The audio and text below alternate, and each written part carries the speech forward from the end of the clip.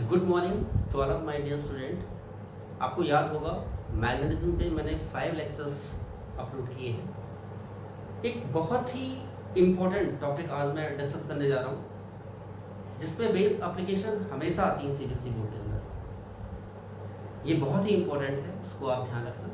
आपको याद होगा मैंने कहा था कि अगर किसी भी wire, I am talking about conducting wire, अगर हम उसमें करंट डेवलप करें, पास करें, तो उसकी सराउंडिंग एक मैग्नेटिक फील्ड जनरेट होती है। बताया था मैंने, ये किसने कहा था? एक साइंटिस्ट थे जिनका नाम था ऑर्स्टेड। अब एक चीज ध्यान देना, एक साइंटिस्ट थे बायोट सावर्ट, 2 साइंटिस्ट थे बायोट एंड सावर्ट, जिन्होंने किसी भी वायर के कारण आर डिस्टेंस के ऊपर जो मैग्नेटिक फील्ड डेवलप हुई, उसका magnitude as well as direction उन्होंने क्या किया? कैलकुलेट किया। तो आज हम उसी लॉ को डिस्कस करेंगे और उसकी एप्लीकेशंस को। तो पहला हमारा जो लॉ है उसे हम क्या कहते हैं? Biot Savart. देखिए मेरे बच्चे, Biot Savart law, so very important. क्या कहता है मेरे बच्चे? ये कहता है कि मान लो कोई एक वायर है, यहां पे बहुत इंपॉर्टेंट चीज है, ये इक्विवेलेंट किसके है? मैं आपको बता देता हूं, ये इक्विवेलेंट है to Coulomb's law. Coulomb's law किसके अंदर बताया था बेटा मैंने? इन इलेक्ट्रोस्टैटिक्स, याद है? इलेक्ट्रोस्टैटिक्स बहुत इंपॉर्टेंट है। पूछा जाता है कि बायोट सावर्ट लॉ किसके इक्विवेलेंट है? ये कहते हैं कि मान लो एक कंडक्टिंग वायर है हमारा AB, और हमने इसमें करंट डाल दी, ठीक है? तो इस वायर के कारण सराउंडिंग एक मैग्नेटिक फील्ड जनरेट होगी। आपसे पूछा जाता है आर डिस्टेंस के ऊपर हमें मैग्नेटिक फील्ड निकालनी। That can be done with the help of Biot Savart law. और ये मेरे बच्चे एक एक्सपेरिमेंटल लॉ है, प्रूव्ड है, एक्सपेरिमेंटल लॉ। लेकिन ये लॉ जो हमारा एप्लीकेबल है वो पूरे वायर के कारण हम नहीं निकाल सकते एक साथ। हमें पूरे वायर को छोटे छोटे एलिमेंट्स में काटना पड़ेगा।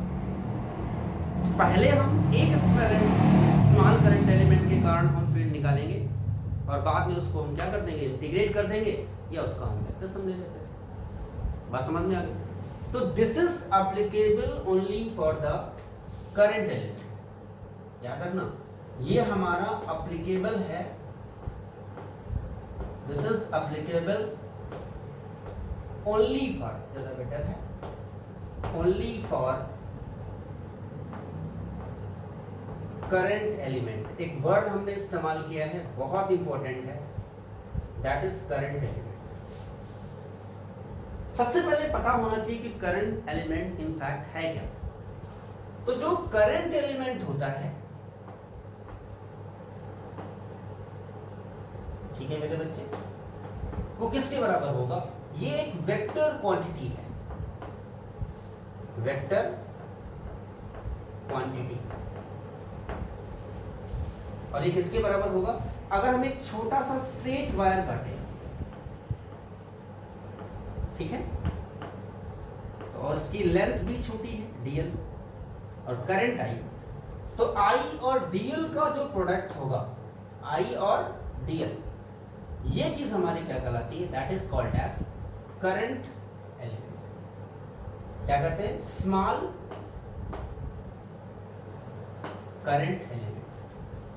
तो इस करंट एलिमेंट के कारण फील्ड निकालेंगे, और बाद में पूरे वायर को हमने छोटे छोटे एलिमेंट में बांट देंगे, और फिर हम उनका क्या कर लेंगे? वेक्टर समझ लेंगे।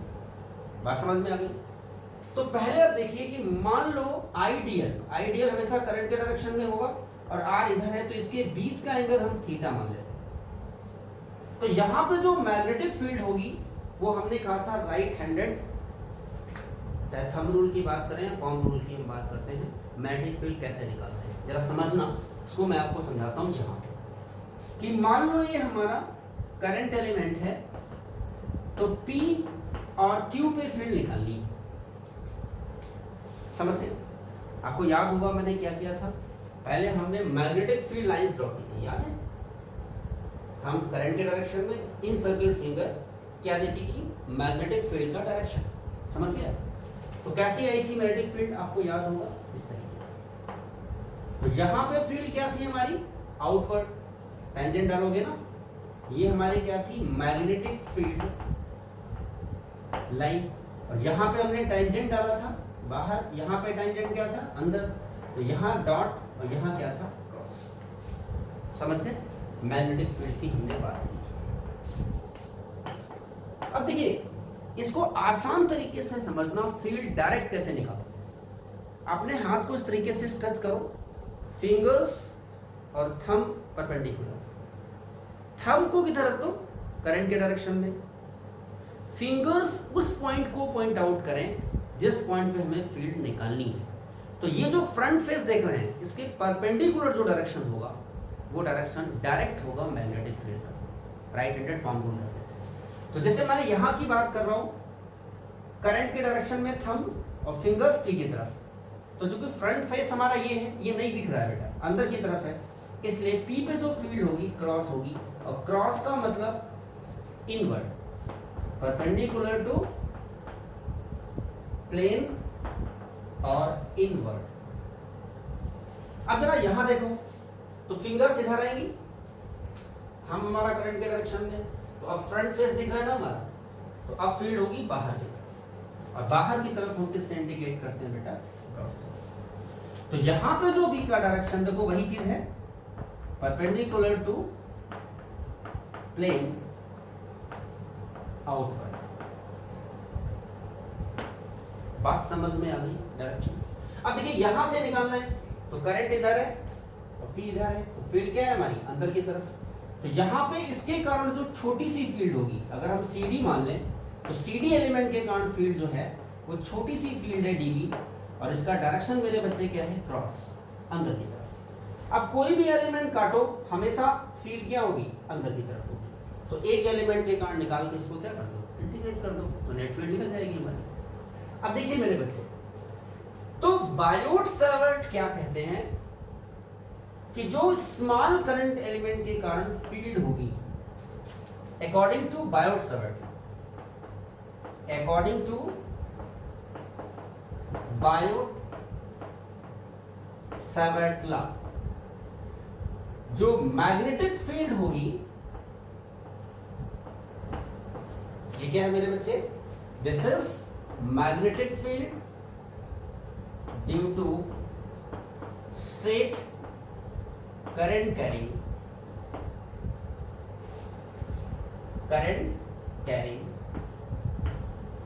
conductor of small element। समझ गए? आप सीधे सीधे इसको dB लिख सकते हैं। समझ गए? तो ये कहते हैं कि जो मैग्नेटिक फील्ड होगी वो डायरेक्टली होगी करंट एलिमेंट के, आइडियल के, इनवर्सली होगी, inversely proportional to square of the distance from the current element to the point of measurement. समझने आ रहा है? तीसरा जो मेरा बच्चे है dB, वो होगा साइन एंगल ऑफ थीटा, जहां पे थीटा मेरे बच्चे क्या है, angle between I dl and R vector और आइडियल। तो इनको अगर हम इक्वेट कर दें, इनको क्या कर दें मेरे बच्चे, ऑन इक्वेटिंग, तो इक्वेटिंग मींस dB डायरेक्टली होगा बेटा आइडियल साइन थीटा और बाई आर स्क्वायर। ये हटाओगे तो एक कांस्टेंट लगेगा, और ये कांस्टेंट मेरे बच्चे क्या है, जो dB हमारा है, इसे बोलते हैं mu naught upon 4 pi I dl sine theta by R square. ये हमारा स्ट्रेंथ है मैग्नेटिक फील्ड की, जो निकाली थी किसने, बायोट-सावर्ट लॉ। क्या मेरी बात समझ में आ गई? कोई दिक्कत हो तो बता दो। अब देखिए मेरे बच्चे, जरा इसको मैं हटाता हूँ क्योंकि इसी बहुत सारी फॉर्म्स बतानी है बेटा मुझे। तो मैग्नेटिक फील्ड जो हमने निकाली स्ट्रेंथ हुई, अब आप समझ लीजिए कि म्यू नॉट, इसे क्या बोलते हैं? इसे बोलते हैं परमिबिलिटी। आपको याद होगा epsilon not permittivity of free space था, ये है हमारा परमिबिलिटी ऑफ फ्री स्पेस। क्या बोलते हैं? परमिबिलिटी ऑफ फ्री स्पेस मेरे बच्चे। और इसकी वैल्यू जो होती है, हमेशा याद रखना, 4 पाई इंटू 10⁻⁻⁷।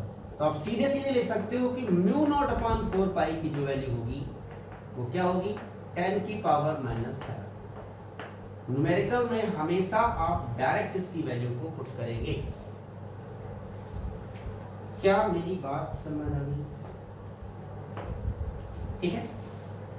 कभी कभी आपसे कहते हैं कि वेक्टर फॉर्म में इसको लिखिए, बायोट-सावर्ट लॉ को। ये तो स्केलर फॉर्म है हमारा, क्या है बेटा? Scalar form. तो मेरे बच्चे अगर इसको वेक्टर फॉर्म में लिखें तो क्या होगा? आसान सा है, समझिए इसको। dB अगर वेक्टर लगाएं तो mu naught 4 pi I dl sine theta by R square, और आर कैप लगा दो। अरे भाई आर कैप यूनिट वेक्टर है जो dB का डायरेक्शन देगा। तो आप क्या लिख सकते हो बेटा इसको?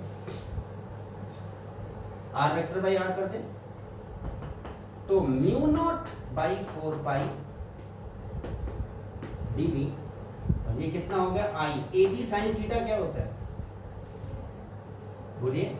आर कैप को आर, बेटा आर कैप को लिख सकते हैं आर वेक्टर बाई आर, तो बाई आर क्यूब कर दे, ठीक है बेटा। और I dl sine theta into R, तो क्या हो गया? आई डीएल इंटू आर, यहां पे क्या हो जाएगा? आई डीएल क्रॉस ऑफ आर। देखिए इसकी वैल्यू क्या होगी? ए क्रॉस बी क्या होता है? A B sine theta. याद होगा? हमने ये लिख दिया। तो ये हमारा जो आया वो वेक्टर फॉर्म में आया।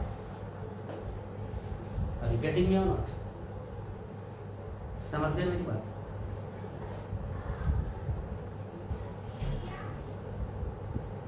देखिए बेटा, ये तो हमने वेक्टर फॉर्म में लिख दिया।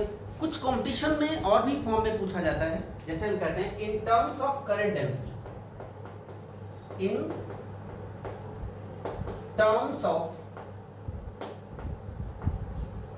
Current density. बहुत आसान है बेटा, अपन करंट एलिमेंट ले लेते हैं, एरिया ए है, लेंथ dl है, तो वॉल्यूम क्या हो गया? Area into length.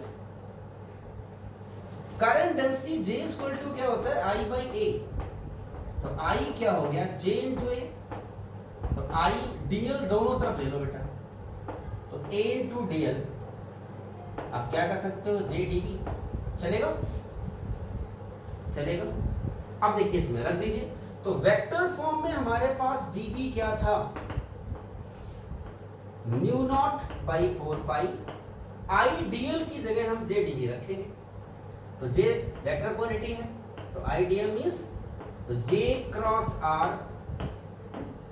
By R cube into dB। तो ये जो वैल्यू हमारी आई किस फॉर्म में आई? In terms of current density. बात समझ में आ गई? कोई दिक्कत हो तो बता दो। एक और फॉर्म है in terms of Q and V। बहुत आसान है। Q बराबर क्या होता है? I इंटू डी टी, तो आप I को लिख सकते हो Q बाई डी टी। अब जरा फॉर्मूला लाइए, dB mu naught upon 4 pi I dl cross R that is R cube. यही था बेटा। अब जरा इसको चेंज करिए, देखिए आई की जगह क्या रख सकते हैं, क्यूब बाई डी एल। तो mu naught by 4 pi cube, और ये हो गया D L by D T. समझ में आ रहा होगा, क्रॉस आर क्यूब। तो देखो मेरे बच्चे फॉर्मूला आ गया ना, तो एक फॉर्मूला आया डीबी म्यू नॉट बाई 4 पाई क्या आया, क्यू, और डीएल बाई डी टी हो गया हमारा V cross R by R cube. समझ में आ गया। एक पॉइंट और पूछा जाता है, in terms of magnetizing field. अगर हम कहते हैं in terms of magnetizing field, बहुत आसान है, डी एच ये होता है डीबी बाई म्यू नॉट, और डीबी की वैल्यू मेरे बच्चे रख दो। तो डीबी क्या था, याद है कुछ,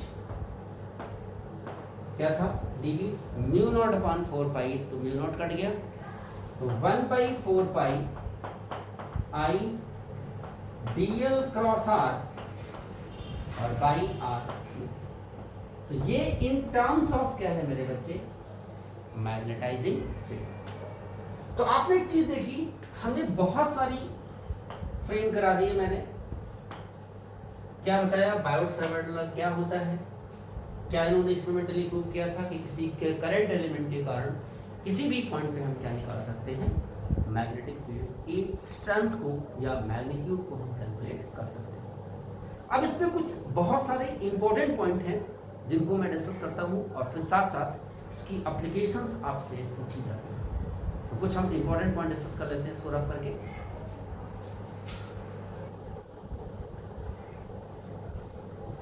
देखिए मेरे बच्चे, बहुत ही इंपॉर्टेंट चीज है, मैं आपको समझाता हूं। एक इंपॉर्टेंट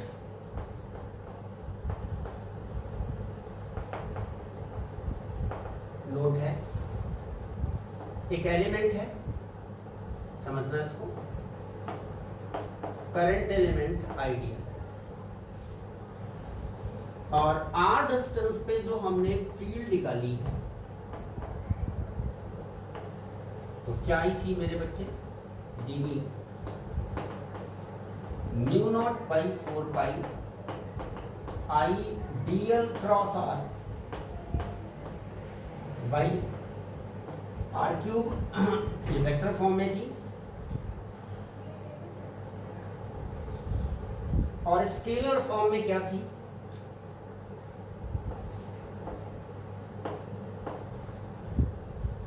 डीवी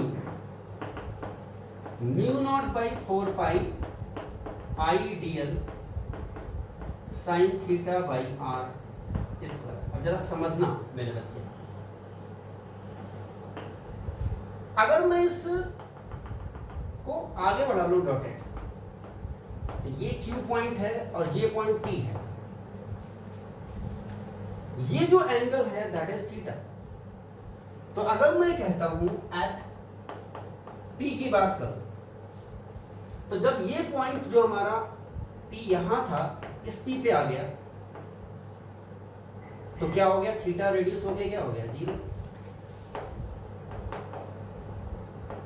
P डैश पे या P पे थीटा 0, तो साइन 0 क्या होता है, 0।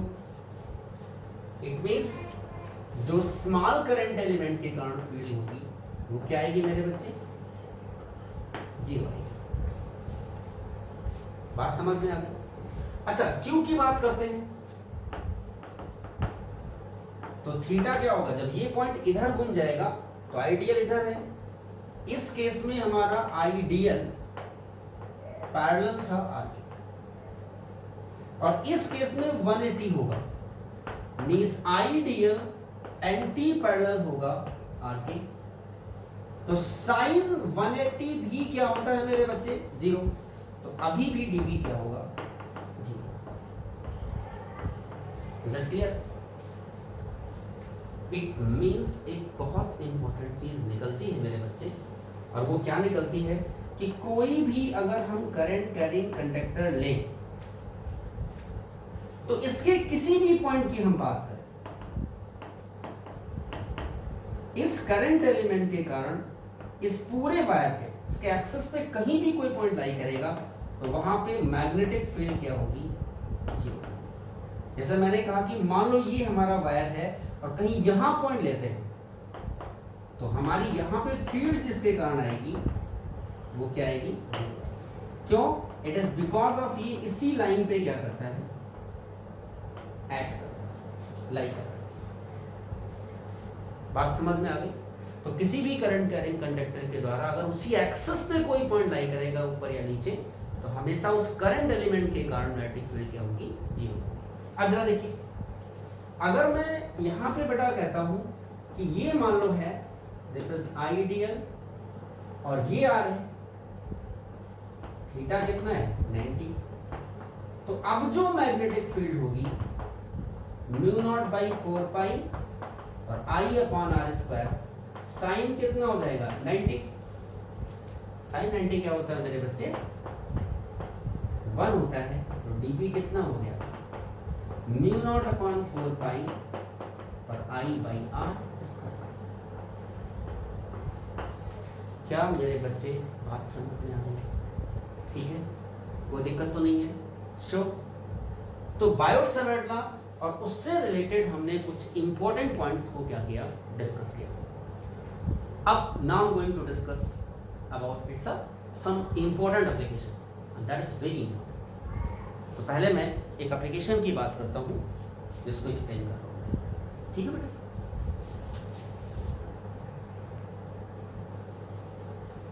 देखिए बेटा, बहुत ज्यादा इंपॉर्टेंट एप्लीकेशन है जो हम डिस्कस कर रहे हैं, that is application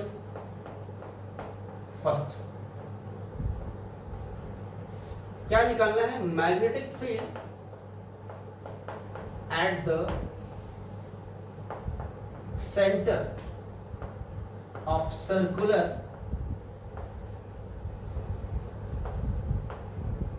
current carrying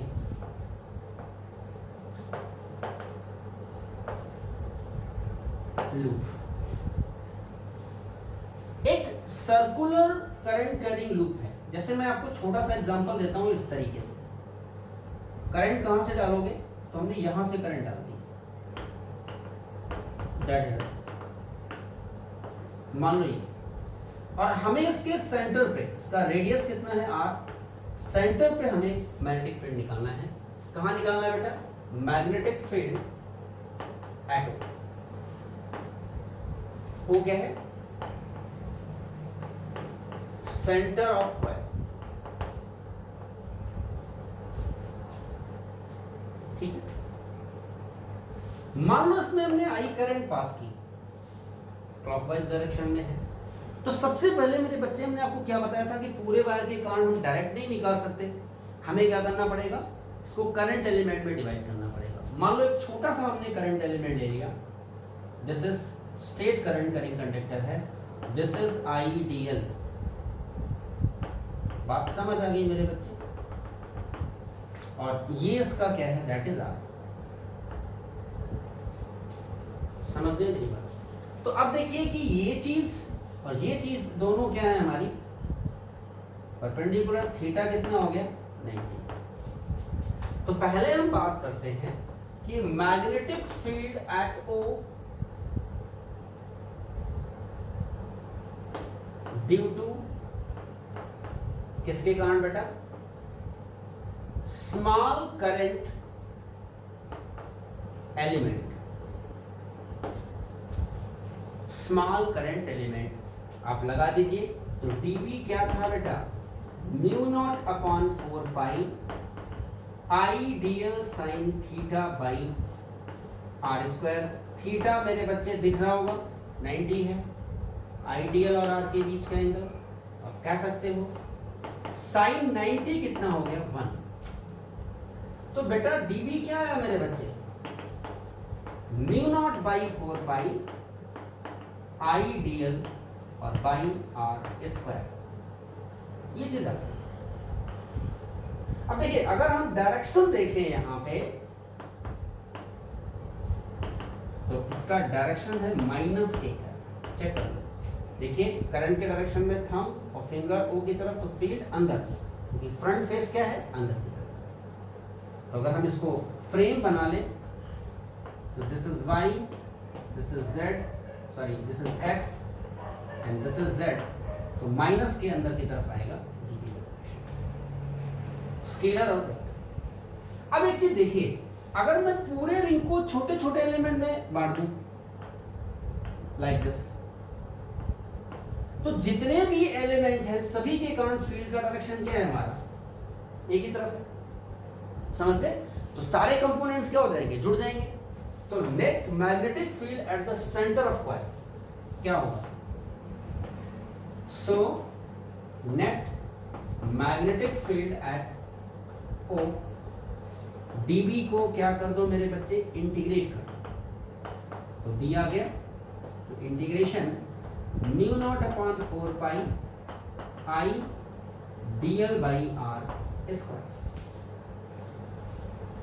कोई दिक्कत हो बता दो। अब देखिए क्या चीज मेरे बच्चे कॉमन है, mu naught upon 4 pi I upon R square, तो इंटीग्रेशन डीएल, और आप जानते हो बेटा इंटीग्रेशन डीएल का मतलब टोटल लेंथ, और सरकमफेरेंस क्या होती है, 2 पाई आर।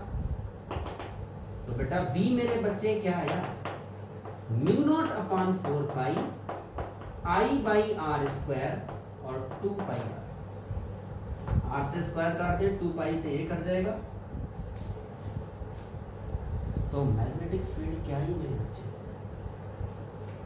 बोले कि b इक्वल टू क्या आया, म्यू नॉट अपॉन 2 और आई अपॉन आर। चेक कर लो, समझ गए मेरे बच्चे? अब देखिए मैं आपको बहुत इंटरेस्टिंग चीजें बता रहा हूँ।